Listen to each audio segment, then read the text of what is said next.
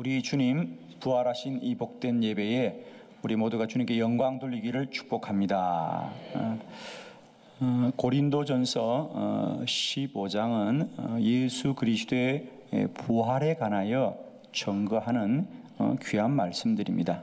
특별히 그 중에 오늘 14절에 이 사도 바울의 고백이 그리스도께서 만일 다시 살아나지 않았다면 우리가 전파하는 것, 즉 우리가 복음을 전하는 것이 헛것이고 또한 너희 믿음도 헛것이다. 즉 바울이 전하는 복음도 헛되지만은 또한 믿는 너희들의 믿음도 헛될 것이라고 말하고 있습니다.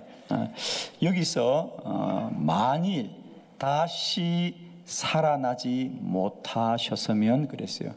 만일 다시 살아나지 못하셨으면, 이 말씀은 무슨 말이냐면 주님은 반드시 살아나셔야 하는 분이다. 주님은 반드시 살아나셔야 하는 분이다.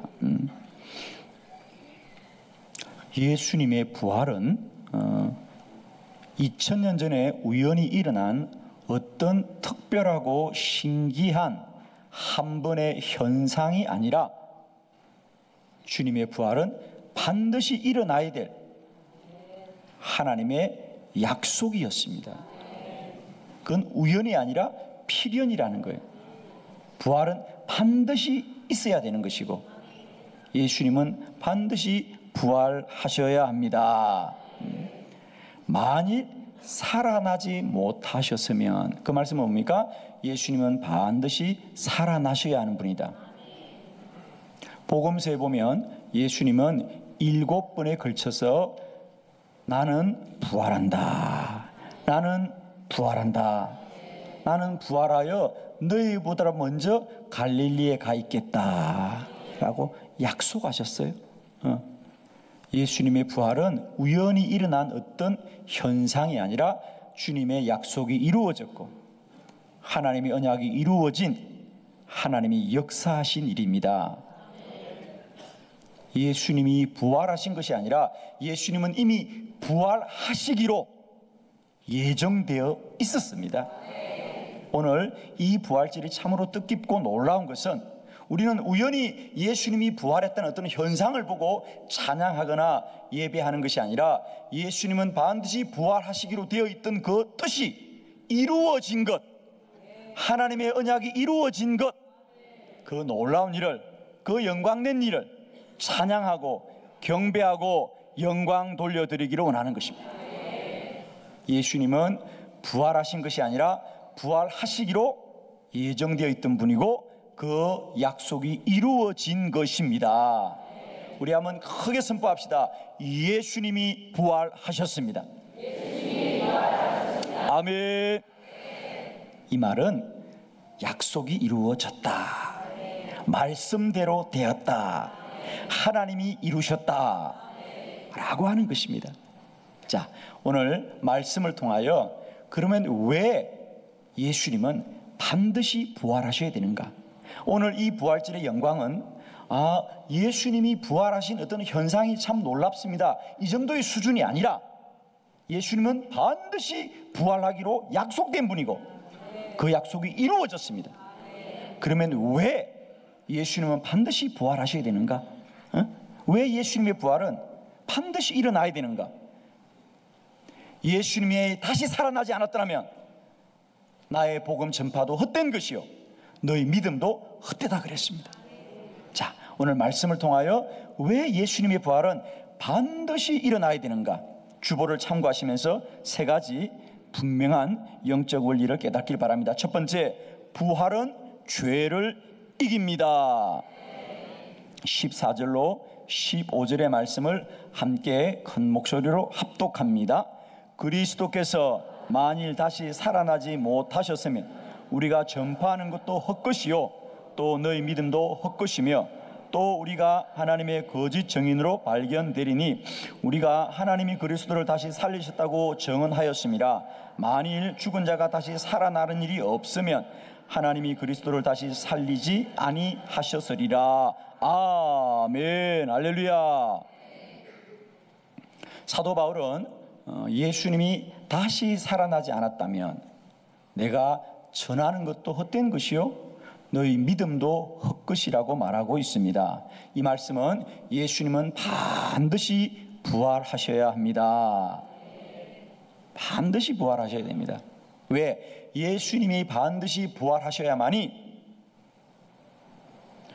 우리들이 그리스도 예수로 받은 구원이 완전한 구원인 것이 확정되기 때문입니다. 로마서 4장 25절에 보면 예수는 우리의 범죄함으로 인하여 내어 주음이 되었습니다. 우리의 죄 때문에 예수님은 십자가에 내어 주음이 되었고 또한 우리의 의롭다 하심을 위하여 살아나셨느니라. 할렐루야. 로마서 4장 25절에 주님 그렇게 말씀하시는 거예요. 예수님은 우리의 범죄함으로 인하여 내어 주음이 되었어요. 우리 죄 때문에 십자가에 돌아가셨고 그것으로 끝난 것이 아니고 우리의 의롭다 하심을 위하여 다시 살아나셨느니라. 이 말씀은 우리가 구약을 조금 이해하셔야 됩니다. 구약에 우리가 속죄함을 위하여 하나님께 번제를 드릴 때에 처음에 우리들의 죄를 가지고 성전을 찾아가면 성전뜰에 있는 번제단에서 양이나 염소를 태워서 번제를 드리고 그 피는 대제사장이 성소를 지나 지성소를 가지고 가서 하나님 앞에 확정을 받습니다. 그래서 지성소 안에 있는 법궤의 뇌 기퉁에 그 양의 피를 바르고 나와야만이 그 제사가 완전한 제사가 되는 겁니다. 그래서 대제사장이 지성소로 들어가고 나면 성전뜰에 있는 백성들은 그 대제사장이 무사히 양의 피를 법궤의 네 기퉁에 바르고 다시 돌아올 때까지 초조하게 기다리는 것이죠. 왜냐하면 지성소에는 하나님의 영광이 임하는 곳이기 때문에 만일에 그 대제사장이 흠이 있거나 죄가 있는 사람이라면 그는 하나님 앞에 죄를 용서받으러 갔다가 오히려 당신의 죄로 심판을 면할 수가 없기 때문이지요. 그래서 백성들은 번제단에서 번제를 드리는 것으로 끝난 것이 아니고 그 어린 양의 피가 지성소에서 하나님 앞에 확정을 받을 때까지 초조하게 기다리는 것이, 초조하게 기다리다가 대제사장이 성소를 지나고 지성소를 들어가고 마침내 지성소의 법궤의 네 기퉁에 어린 양의 피를 다 바르고 하나님이 그를 거룩하다고 확정함으로 말미암아 심판받지 않고 다시 살아서 지성소를 나와 성소를 나와 성전뜰에 다시 돌아가면 그를 기다리는 백성들은 환호를 합니다. 대제사장이 다시 돌아왔습니다. 대제사장이 다시 돌아왔습니다. 대제사장이 죽지 않고 살아 돌아왔습니다. 그것은 대제사장이 다시 살은 것이 기쁜 것이 아니라 대제사장이 흠이 없고 의로운 자였기 때문에 우리가 드린 제사를 주님이 받아주셨습니다. 하나님이 받아주셨습니다. 그래서 우리가 대속함을 완전히 받은 것이 확정되는 것이 대제사장이 다시 돌아오는 것이었습니다. 할렐루야. 우리 예수님이 십자가에서 번제로 우리들을 위하여 돌아가신 그 흘리신 피가 완전한 것을 확정하는 사건이 십자가에서 끝나지 않고 주님이 사흘 만에 다시 부활하셔서 우리 곁으로 돌아오심으로 말미암아 그 십자가의 번제가 흠이 없고 의로운 하나님의 제사인 것을 확정해 주시는 것이 부활의 사건인 줄 믿습니다. 할렐루야. 그러므로 예수님은 우리의 범죄인으로 인하여 십자가에 내어 주음이 되었고 또한 우리를 의롭다 하시기 위하여 다시 살아나셨느니라. 부활은 예수님이 십자가에서 들으신 그 번제함이 의로운 것이라는 것을 하나님이 확정한 것이 부활인 줄로 믿습니다. 할렐루야. 그러므로 예수님은 십자가에 돌아가시는 것으로 모든 것이 완성되는 것이 아니라 다시 부활하심으로 말미암아 그 번제가 의롭다는 것을 하나님이 확정해 주는 사건이 부활입니다. 그러므로 예수님은 십자가에 못 박힐 뿐 아니라 반드시 다시 살아 돌아오셔야만이 우리들의 죄가 완전하게 없어진 것을 확정해 주실 줄로 믿는다. 그런데 그 주님이 부활하셨습니다. 다시 사셨습니다. 다시 돌아오셨습니다. 그것은 단순한 예수님의 부활을 찬양하는 것이 아니라 저와 여러분의 모든 죄들이 완전하고 또 온전하고 영원히 도말된 것을 확정해 준 것이 부활입니다. 할렐루야. 부활은 우리들의 죄가 완전히 용서되었습니다. 우리들의 죄 사함이 확정된 것이 부활입니다. 우리 한번 크게 선포합시다. 부활은 죄를 이깁니다. 아멘. 반드시 주님은 부활하셔야 됩니다. 부활하셨습니다. 두 번째 말씀을 보겠습니다. 부활은 시험을 이깁니다. 부활은 시험을 이깁니다. 17절의 말씀을 우리 한 목소리로 합독하도록 합니다. 시작. 그리스도께서 다시 살아나신 일이 없으면 너희 믿음도 헛되고 너희가 여전히 죄 가운데 있을 것이요. 아멘.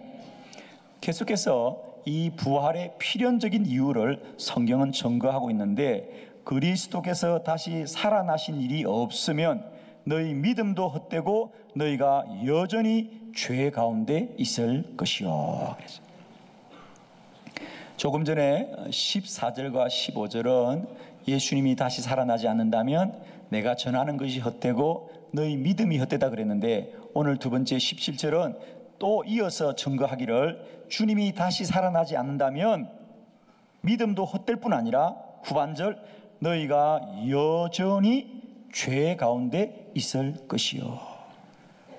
여전히 죄 가운데 있을 것이라는 거예요. 이게 무슨 말이냐? 예수님이 십자가에 돌아가셔서 우리들의 죄가 용서받았다는 것은 누구나 인정하는 바입니다. 그럼에도 불구하고 십자가에서 우리의 죄가 용서받더라도 주님이 다시 살아나지 않았다면 우리는 여전히 죄 가운데 있을 것이다. 그 얘기예요. 자, 여러분, 놀라운 말씀들을 우리가 깨닫게 되기를 바랍니다.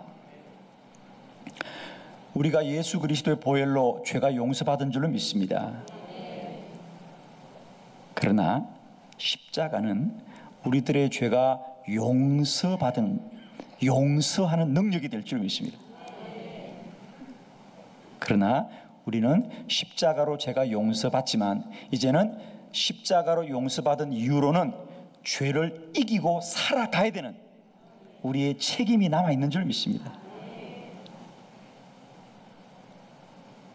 십자가는 우리들의 죄를 용서하는 능력이고, 부활은 죄를 용서받고 살아가는 구원받은 성도들이 이 땅 가운데서 죄와 시험을 이기는 능력입니다. 왜? 주님은 십자가에서 우리의 죄를 도말하시고 사흘 만에 다시 부활하심으로 우리들 속으로 다시 돌아오셔서 이제는 내 안에 영원히 동행하심으로 말미암아 우리가 이 험한 세상 살아갈 때에 죄와 시험으로부터 우리를 이기게 하시는 분이 될 줄로 믿습니다. 아멘. 아멘. 주님 마태복음 28장 20절에 보면 마지막에 이제 이 땅을 떠나시면서 마지막으로 제자들에게 약속하신 게 뭐죠? 이게 성경 예수님의 마지막 약속입니다. 마태복음 28장 20절의 말씀을 한번 크게 믿음으로 봉독합니다. 시작. 내가 너에게 분부한 모든 것을 가르쳐 지키게 하라. 볼지어다 내가 세상 끝날까지 너희와 항상 함께 있으리라 하시니라. 아멘. 이게 복음서 마지막 예수님의 약속이에요. 나는 없어지는 것이 아니다. 나는 세상 끝날까지 항상 너희와 함께 있을 것이다. 예수님은 임마누엘의 주님이십니다. 오늘도 살아 역사하셔서 우리 가운데 동행하시는 예수시다. 부활은 시험을 이기는 능력이 되십니다. 우리는 십자가로 죄를 용서받고 부활로 죄를 이기는 하나님의 복된 백성들인 줄 믿습니다. 할렐루야. 십자가는 죄를 이깁니다. 십자가는 시험을 이깁니다. 할렐루야. 오늘도 이 부활절에 우리가 예수 그리스도로 말미암아 죄도 용서받지만 이제 죄를 이기는 능력 있는 성도의 삶을 살아가길 바랍니다. 주님이 우리 안에 거하십니다. 내 안에 거하십니다. 부활하심으로 거하십니다. 이제 부활절 6월 이 부활의 능력으로 세상의 죄를 이기고 승리하는 저와 여러분 되기를 그리스도 예수의 이름으로 축원합니다. 아멘. 우리 한번 크게 선포합시다. 부활은 시험을 이깁니다. 아멘. 세 번째 말씀입니다. 부활은 사망을 이깁니다. 우리 19절로 22절 말씀을 한 절씩 한번 뜻을 새기면서 교독하겠습니다. 19절 만일 그리스도 안에서 우리가 바라는 것이 다만 이 세상의 삶뿐이면 모든 사람 가운데 우리가 더욱 불쌍한 자이리라.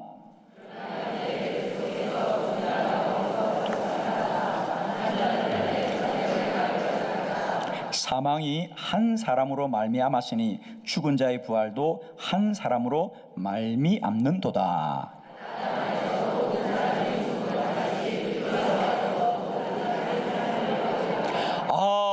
아멘. 우리 한번 크게 다시 선포합시다. 부활은 사망을 이깁니다. 아멘. 아멘입니다. 다시 세 번째, 만일 그리스도 안에서 우리가 바라는 것이 이 세상의 것이면 우리는 불쌍한 자들이 될 것이다. 주님의 부활이 없으면 우리의 믿음이 헛것이고 우리의 삶이 다만 이상의 뿐이라면 우리는 이 세상에 가장 불쌍한 사람이 될 거라는 거죠. 정말 그렇죠? 부활이 없다면, 영생이 없다면, 천국이 없다면 우리야말로 참으로 불쌍한 자가 아니겠습니까? 그러나 우리의 가장 큰 영광은 부활에 있고 영생에 있고 천국에 있는 줄로 믿습니다. 그래서 히브리서의 말씀에 우리는 돌아갈 본향이 다른 사람이다. 저는 여러분이 믿음으로 선히 사시되 그 상급이 이 땅에서보다 천국에서 더 큰 자가 되기를 축복합니다. 아멘이시죠? 오늘 예수 그리스도는 부활하신 것은 주님 홀로 부활하신 것이 아니라 우리들의 첫 열매가 되신 것이다. 20절 이제 그리스도께서 죽은 자 가운데 다시 살아나사 잠자는 자들의 첫 열매가 되셨도다. 할렐루야. 사망이 한 사람으로 말미암았느니 죽은 자의 부활도 한 사람으로 말미암습니다. 아담 한 사람으로 이 땅에 사망이 들어왔다면 예수 그리스도 한 사람으로 이 땅에 부활이 임하였습니다. 사망 권세가 무너졌습니다. 사망아 너의 쏘는 것이 어디 있느냐 그랬어요. 이제 예수 그리스도로 영원한 사망은 도말되어졌습니다. 사망의 성은 무너졌습니다. 죽음의 성은 무너졌습니다. 부활의 산 소망으로 말미암아 우리 모두에게는 이제 천국 문이 열린 줄로 믿습니다. 할렐루야. 여러분, 복음은 위대합니다. 부활은 위대한 것이에요. 여러분. 우리의 부활은 그저 예수님 한 분의 부활이 아니라 저와 여러분의 부활인 줄 믿습니다. 할렐루야. 정말 우리의 삶이 이 세상뿐이라면 우리는 가장 불쌍합니다. 복음서의 예수님들은 참으로 나약하고 비겁했습니다. 예수님이 십자가 질 때조차 그들은 다 부인하고 각기 제갈길로 갔습니다. 베드로조차 주님을 3번씩 모른다고 부인하였지만 그런 베드로가 그의 삶을 순교하면서까지 복음을 전하였던 것은 부활이었습니다.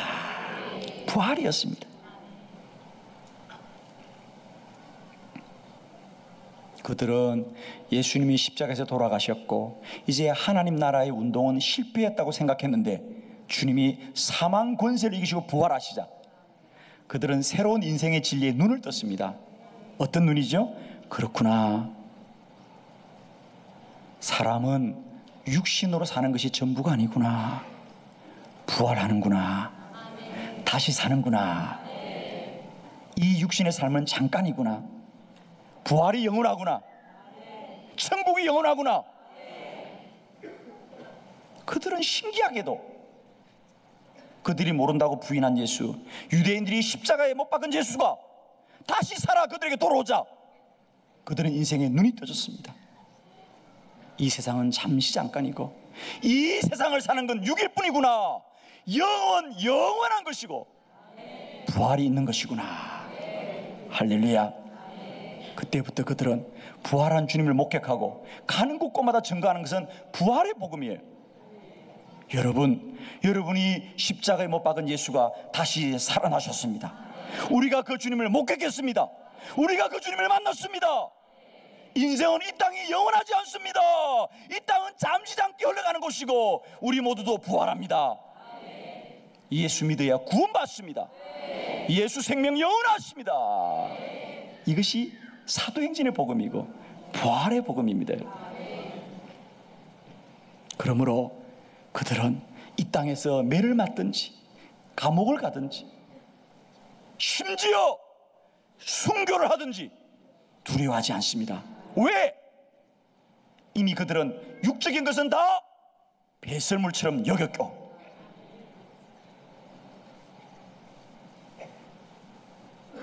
이 세상은 잠시 잠깐 지나가는 것이고 오직 영원한 것은 부활입니다. 천국입니다. 그래서 그들은 이 땅의 삶은 매를 맞아도 감옥을 가도 수치를 당하여도 손가락질을 당하여도 두렵지 않습니다. 왜? 우리의 산소망은 오직 주님 나라에 있기 때문에. 문제는 주님 나라에서 나는 어떤 사람이 될 것인가, 그것만이 중요할 뿐이었죠. 사랑하는 성도 여러분, 복음의 진정한 능력은, 예수 그리스도 믿는 사람의 진정한 능력은 이 땅에서 얼마나 잘 사느냐, 이 땅에서 얼마나 배불리 사느냐가 아니라 이 세상을 초월하는 능력인 줄 믿습니다. 사도 바울은 이야기합니다. 이제 아무도 나를 괴롭히지 말아라. 내 몸에는 예수의 흔적을 가지고 있느니라. 부활의 흔적입니다. 새 생명의 흔적입니다. 이제 아무도 나를 두렵게 할 수 없다. 아무도 나를 괴롭힐 수 없다. 너희가 나를 괴롭혀도 나는 그것이 괴로움이 되지 않는 것입니다. 왜? 이미 나는 천국의 산소망을 가진 자입니다. 부활의 능력이었습니다. 부활의 산소망이 이 땅을 이겼습니다. 로마를 이겼습니다. 세상을 이겼습니다. 성도의 진정한 능력은 부활의 능력입니다. 우리는 다시 살 것입니다. 우리는 다시 살 것입니다. 이 땅은 잠깐 지나가는 곳입니다. 사랑하는 성도 여러분, 지금도 믿음으로 사시면서도 육신에 질고가 있을 수 있어요. 여러분, 고난이 있을 수 있어요. 고통이 있을 수 있어요. 그러나 믿으십시오. 그것은 다만 육신이 감당할 것인지 우리의 영은 부활합니다. 우리의 영은 부활합니다. 주님이 우리와 함께 하십니다. 여러분, 이 땅은 영원하지 않습니다. 조금만 견디셔요. 지나갈 것입니다. 여러분, 이 땅에 아무도 영원하지 않습니다. 여러분, 오직 영원한 것은 천국의 산소망일 뿐입니다. 다시 한번 축복합니다.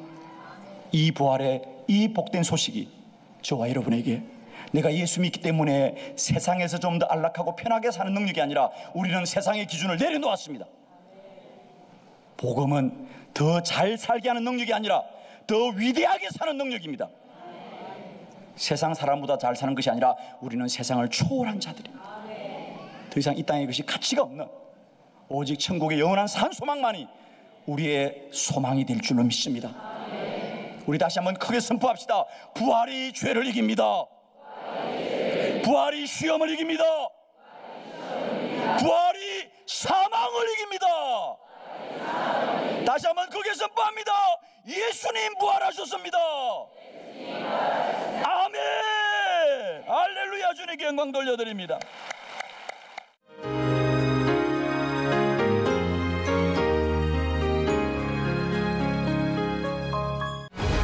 (2017) 기도 컨퍼런스. 이 땅에 기도의 불이 임하게 하소서. 2017년 6월 12일 누구나 반드시 응답되는 50가지 기도의 원리를 만나실 수 있습니다. 당신을 기도의 사람으로 변화시킵니다.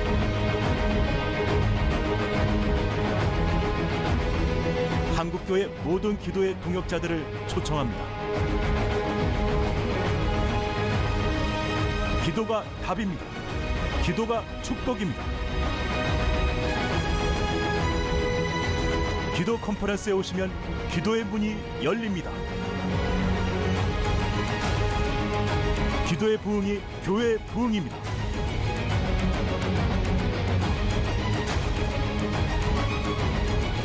(2017) 기도 컨퍼런스 6월 12일부터 14일까지 대전 한빛 감리교회에 여러분을 초청합니다.